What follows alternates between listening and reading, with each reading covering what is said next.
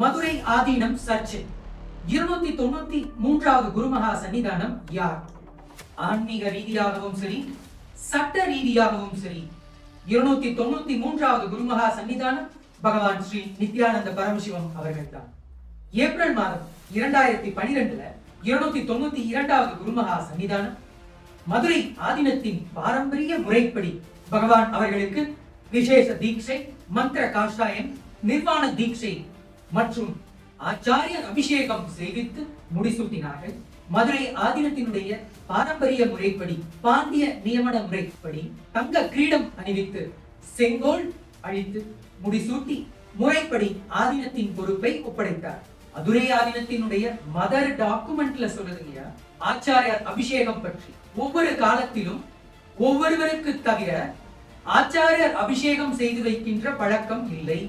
அது மட்டும் இல்ல, 292வது குருமகா சன்னிதானம் அவருக்கு சிவபெருமானும் பார்வதி அன்னையின் உள்ளத்தில் உணர்த்தி அடுத்து மதுரை ஆதீனத்தின் வாரிசாக இருப்பவர் திருவண்ணாமலை அண்ணாமலையாரின் அவதாரமான பகவான் ஸ்ரீ நித்யானந்த பரமசிவம் அவர்கள் இப்போது பெங்களூரில் இருக்கின்றார். அவருக்கு முடிசூட்டப்பட வேண்டியது என்று அவர்கள் உளமாற உள்ளத்தில் உணர்த்தியதை பொது மேடையில் சொல்லி இருக்கின்றார்.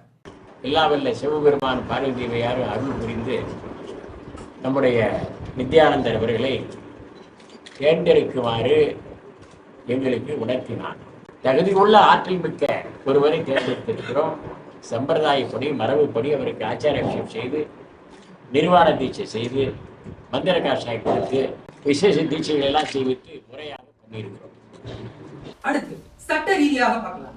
சட்ட ரீதியாக பார்க்கும் பொழுது மதுரை ஆதீனம் நியமனம் பற்றிய வழக்கில் சிஆர்பி 818 2018ஆம் ஆண்டு நடந்த வழக்கில் தீர்ப்பாக பகவான் ஸ்ரீ நித்யானந்த பரமசிவம் அவர்கள் 293வது குருமகா சன்னிதானமாக நியமித்தது மாற்ற முடியாதது என்று மிக தெளிவாக உத்தரவில் குறிப்பிட்டிருக்கிறார்கள்.